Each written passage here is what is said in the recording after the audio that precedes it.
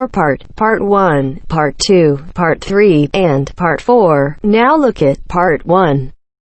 Part 1. You will hear a telephone conversation between a client who wants to rent short-term accommodation and a rental agent.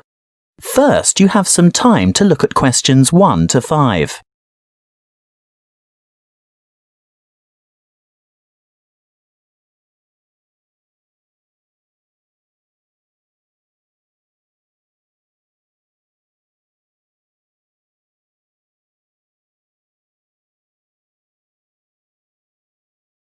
Now we shall begin.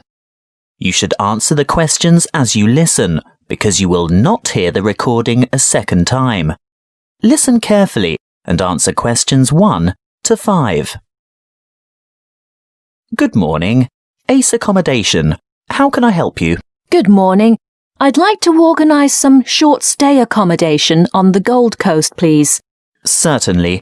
Who am I speaking to? Miss McKinley. Sylvia McKinley. Could you spell your family name for me, please? It's Mackinlay. Thank you.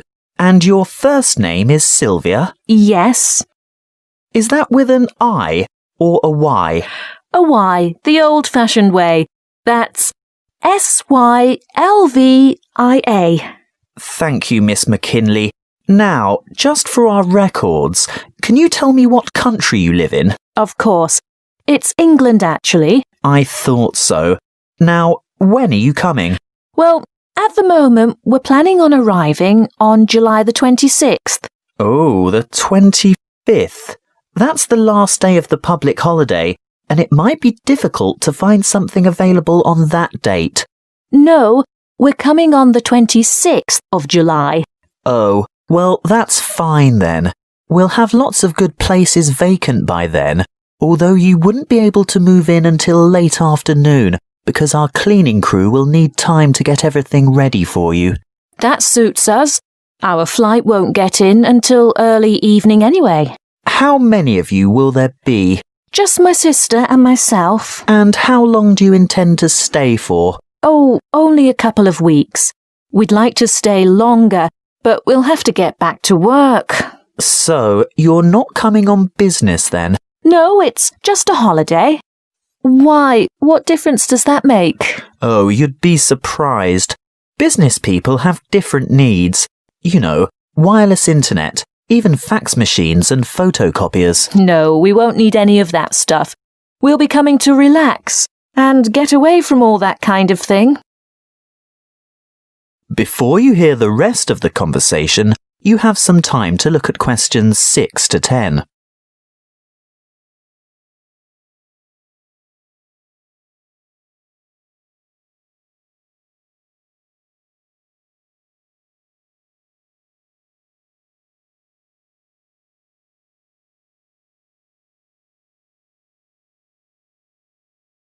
Now listen and answer questions 6 to 10. Good. Now, what exactly are you looking for? A house, a duplex, or an apartment? What's a duplex? Oh, that's what you might call a townhouse or a unit. You know, 2 houses semi-detached on the same property. Oh, I see. I think an apartment will suit us just fine. And how many bedrooms? 2. 1 or 2, it depends on the size. My sister and I don't mind sharing if it's a decent-sized bedroom with 2 beds. Well, that makes it easier. And car parking? Will you require a lock-up garage? They're a little harder to find with an apartment.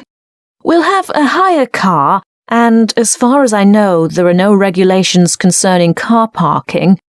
I think as long as it's not parked on the street and it's secure, there shouldn't be any problems. OK. Now, I'm assuming you want something by the beach. Yes, that's the idea. We want to enjoy the surf, sand and sunshine. OK, but before we settle on an area and discuss your price range, I'll need to know about other necessities. What do you mean? Well, for example, do you want to be close to a shopping mall or the casino or the fun parks? Or do you want to be in a complex with or near a swimming pool? No, none of that really matters to us. But we'd like to have reasonable access to the motorway so that we can drive up to Brisbane to visit friends there. Well, there are quite a few lovely small towns to choose from. There's Main Beach, which is north of Surfer's Paradise, or Mermaid Waters, which is a bit further south, or Palm Beach, which is quite a bit further south. Mermaid Waters sounds delightful. Is it close to the motorway? Well, not really. The M1 is actually closest to Palm Beach, and prices are likely to be more reasonable there too. That's settled then. Palm Beach it is. Now, if you'll just give me your email address, I can send you information about the town and lots of photos.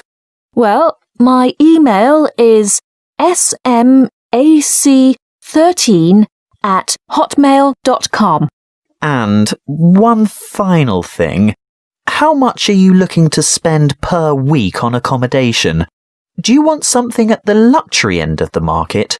You know, newly redecorated, great views, all the mod cons? Not necessarily.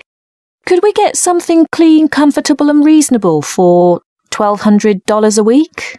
Could you stretch that to $1,500 a week? I've got a property in mind that you'll absolutely love, but you'd have to go to $1,500. $1,200 wouldn't cover it. All right then, but that's our top limit. Good. I'll get onto this straight away, and there should be something in your inbox shortly. That is the end of part 1. You now have half a minute to check your answers.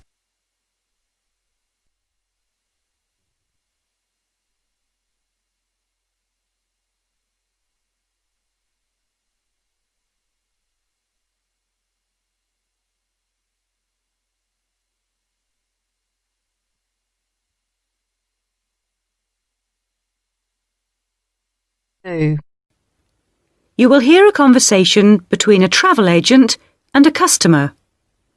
First, you have some time to look at questions 11 to 17.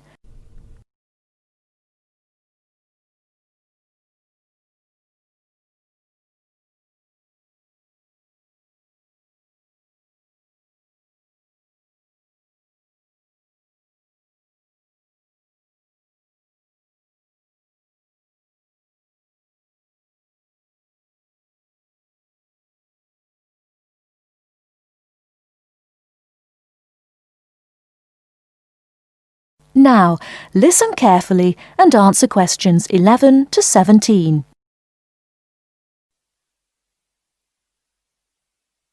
Good morning. Can I help you? Yes, I'd like to get some information about trips to New Zealand. Certainly. Take a seat and I'll be right with you. Thanks. Now, where would you like to go in New Zealand? Well, I was hoping to do a bit of travelling around, actually. There are a few things I'd like to see and do before I go back home. Right. One thing I really want to do is go to Christchurch. I have relatives living there that I can stay with, my mother's cousin, and I've heard it's a nice place. Yes, it's a lovely city. And staying with relatives will help with the budget, of course. The budget? It will save you some money. Oh, right. Well, I'm not too worried about that. I've saved quite a bit of money working in Australia. Oh, that's nice. Good for you. Well, you know that New Zealand consists of two main islands, the North Island and the South Island, and Christchurch is on the South Island. Is it? I was never very good at geography at school. Do you have a map I could look at? Sure. Here we are. Right, I see. And, well, then I'd also like to spend some time in Auckland, and maybe I could do an English language course there. Can you organise that sort of thing for me? Oh, certainly. We'd be happy to arrange that. But bear in mind that Auckland is in the North Island. OK. And I'd also like to do some skiing or maybe even some snowboarding. I hear New Zealand is a great place for that. Yes, absolutely. But you should go to Auckland first for your studies, and then you can get the ferry across to the South Island and take the bus down to the snow. Oh, I don't like boats very much. I'm not much of a sailor. I think I'd prefer to fly. Right. What about joining a walking tour?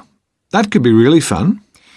Not sure about walking, but joining a tour might be a good way to travel because then I might make some friends my own age. Now, let's get some details. Can I have your name, please? Yes, it's Su Ming Lee, but you can call me Sue. OK, Sue. And what's your address here in Melbourne? I'm living with my aunt in the suburb of Kew. It's 29 Lock Street. That's Loch, not Lock. Do you have a phone number that I can get you on? The best thing would be if I give you my mobile. I always have it on me. It's 0402 558 992. OK. And when do you want to travel? Because you'll need to be down south in July or August. Oh, yes, of course. That's winter, isn't it? So I better go to Auckland in May. Yes, let's say departing from Melbourne on the 1st of May, that's a Saturday, and then you could begin your course on Monday the 3rd. That sounds great. And how long would you like to study for? A month, 2, 3? What do you think? Well, I'll probably need more than a month. What about 8 weeks until the end of June? Fine. I'll see what I can do. Oh, and how would you like to pay for this? On my Visa card, if that's possible. Before you hear the rest of the talk, you have some time to look at questions 18 to 20.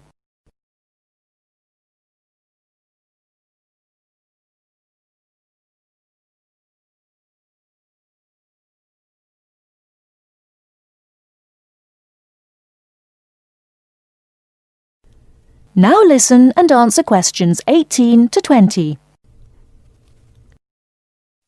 Hello, Sue. It's Angelo from Cosmos Travel here. I've booked your flight and I've found you an English college called the Harbour Language Centre. Great. Where exactly is that? Well, have you got that little map I gave you yesterday? Yes? You see where the harbour is with the 3 wharves and the water? Yes. Got that? OK, there are 2 parallel streets. Quay Street, that's Quay, and Customs Street. The building where the college is located is on Quay Street, opposite Prince's Wharf. Right. Got it. And what about accommodation? Well, I've booked you into a hotel for the first 3 nights, and then the accommodation officer will find you a family to live with. Good. And where's the hotel? It's a short walk from the college, on the corner of Queen Street and City Road. Which corner exactly? On the left-hand side as we're looking at the map. Okay, near the little park. Yes, that's right. And what about a good bookshop? I'm going to need to buy a dictionary and some English books. Yes, well, I believe there's a really good language bookshop on the corner of Customs Street and Queen Street. It's near the college, so that's pretty convenient. Thank you so much. You've been really helpful. That is the end of part 2. You now have half a minute to check your answers.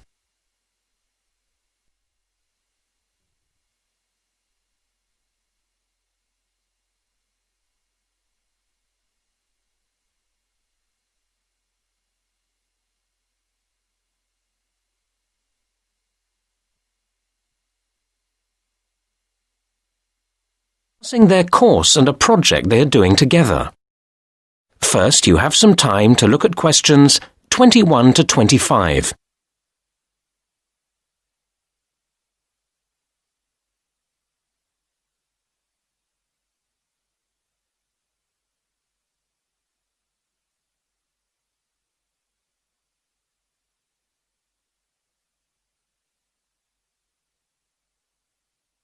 Now listen to the first part of the conversation and answer questions 21 to 25. Hi, Martin. Hi, Kate. How are you? Fine. I'm relieved to have done my presentation. I'm sure. How did it go? Oh, okay in the end, but I was ever so nervous beforehand. It's silly because I do know my stuff quite well. I must know those statistics inside out. But when you have to get each table of results to come up in the right order, it can make you nervous. It was my first time using the computerized projector, and I was sure I was going to get the controls wrong or something. And, of course, that's not a good situation if you know you've got to listen to questions carefully and be ready to answer quickly. But it was fine once you got going? Yes. I do feel that the standard of presentations could be improved in general. I think a lot of the lecturers agree with me, although I don't honestly know what they can be expected to do about it.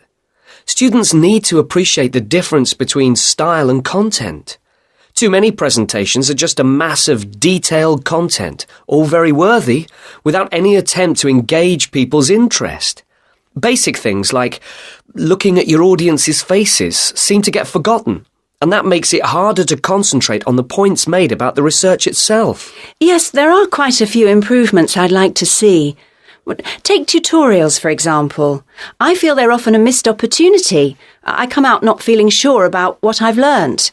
Week in, week out, I faithfully plough through the reading list, which is fair enough, but then the discussion doesn't seem to extract the main issues. It's frustrating. I know what you mean.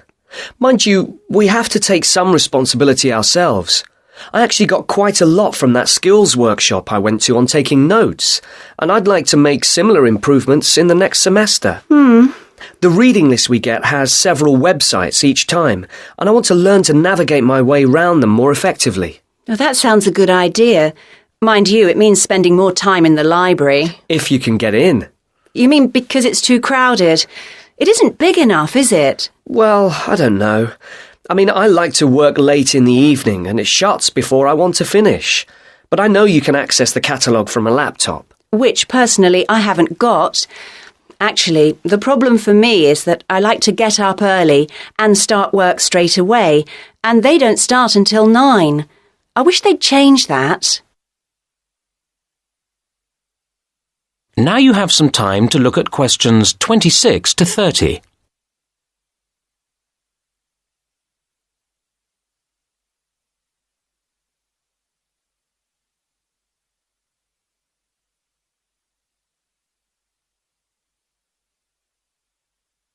Now listen to the rest of the conversation and answer questions 26 to 30. Look, we ought to start working out what to do next for our project. Yes, enough moaning. OK, the main thing is to allocate the various tasks between us, isn't it? Yes, well, we're going to need the questionnaire before we can do much else, aren't we? Do you want to handle that? I'd assumed we'd do it together. Well, you have more experience than me. Maybe you could think up the main questions, a first version of the whole thing, and then I could read it through. And make suggestions? Well, OK. My experience on projects has all been with closed groups. I don't really know how you go about selecting subjects from larger populations. Actually, it's quite straightforward. You use tables of randomised numbers. Could you show me? Yeah, I'll take you through the process. That way you'll learn and I'll feel surer for having someone else there. Now that brings us to the interviews themselves. Right. Would you like to do them? Or are there too many? Well, your typing's pretty fast, isn't it? So if you agree to handle the transcribing afterwards, I'm prepared to do the face-to-face stage. Does that sound fair? It does to me. But tell me if you find it takes longer than you thought. And vice versa.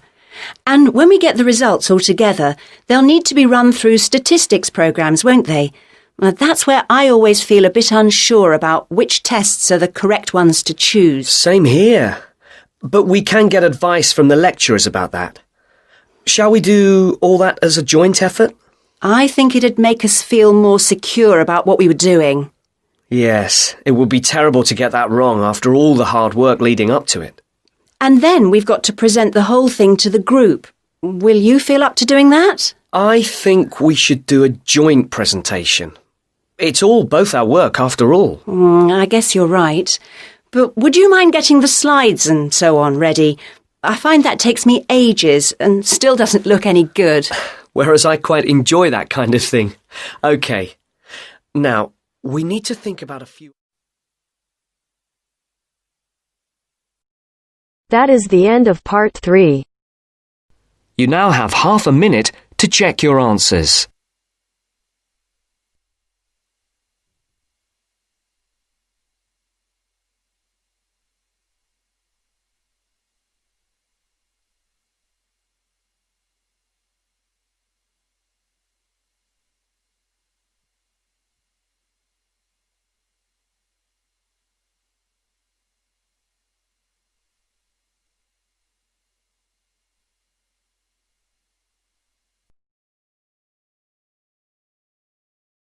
Now turns to part 4.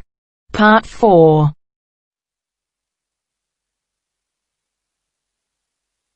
You will hear a woman giving a lecture about the positive effects of laughter. First, you have some time to look at questions 31 to 40.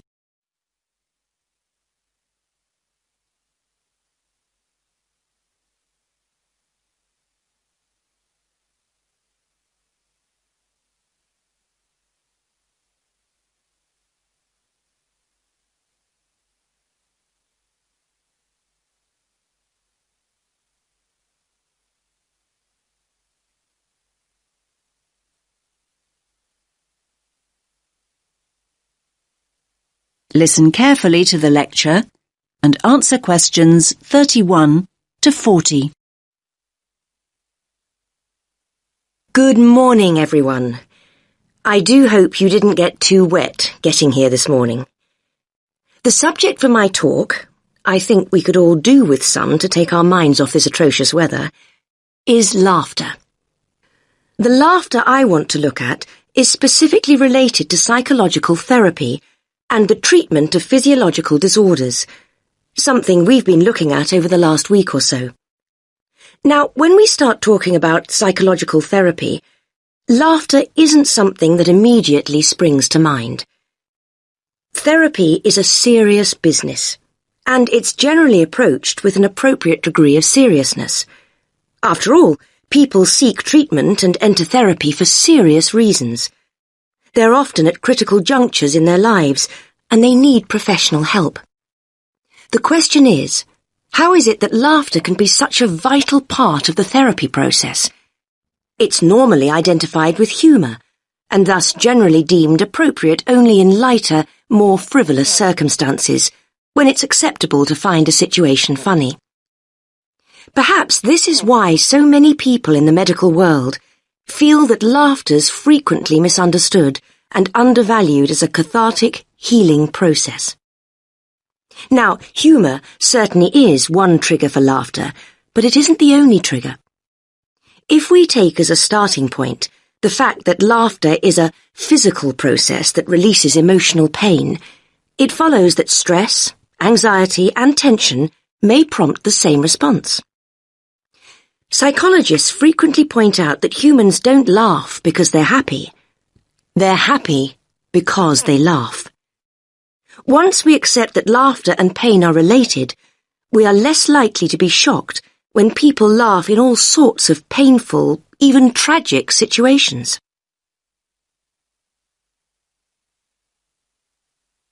Cathartic psychotherapy utilizes laughter as an essential medium for healing emotional pain. It's specific to the release of anger, fear, and boredom. When people laugh, they free themselves of painful feelings. The amount of pain the body releases during a single burst of laughter is immeasurable, but we know that the body will keep discharging pain cathartically until there's no longer a need. The only obstacle to the process is the self-constraint we learn to impose on ourselves during our early years. We're taught the virtues of self-control from infancy, and any loss of that control during an emotional outpouring is discomforting. We fail to realize that when we lose control, we actually gain in many other ways. Our cultural preference for processing feelings cognitively, instead of feeling them physically, maintains and prolongs emotional distress. Patients who have had upbringings during which feelings were suppressed may have quashed their ability to laugh, cry, and become angry. Clinicians can help individuals regain these cathartic processes, enabling them to release deep-rooted emotions that may be an obstacle to happiness. Only now has research begun to validate the notion that emotions are stored in the body rather than the mind. Recently developed cathartic techniques allow practitioners to teach patients how to access their hidden emotions and release them. The more catharsis the patient experiences, the more rapidly he or she progresses through the healing process. Laughter is probably the least threatening cathartic process, at least to the person expressing the laughter, and so it has an essential role. It's often a stepping stone to other forms of emotional release, like crying or showing rage. So why, you might ask, has the mental health community been so slow to accept laughter as a healing tool? Well, for reasons I've already outlined. Like any expression of the true self, laughter is radical and revolutionary, and laughing at what is seemingly misfortune upsets conformity. We in the medical professions must challenge the antiquated view that adult laughter is silly and inappropriate. We have to ensure that patients don't reject the healing power of their laughter, in the fear that others will see them as making light of their issues. Traditionally, mental health practitioners have viewed laughter as a way of hiding painful emotion. In contrast, cathartic psychotherapy understands that laughter releases emotion. Through laughter, feelings erupt from within into the outside world. If people suppress laughter, they also stifle the release of pain.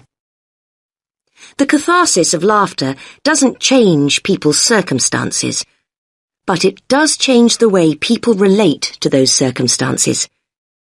It enables them to take a different view, a view from which terrible misfortune can seem so much more bearable. This allows people to remember, to feel, and to explore without fearing that they'll be trapped by what they can't control. Life's most tragic events often have an essence of absurdity, and this can be the trigger point for laughter. Some people deal with emotional pain instinctively and come along to therapy already laughing and crying. There are many others, however, that need assistance. That is the end of part 4. You now have half a minute to check your answers.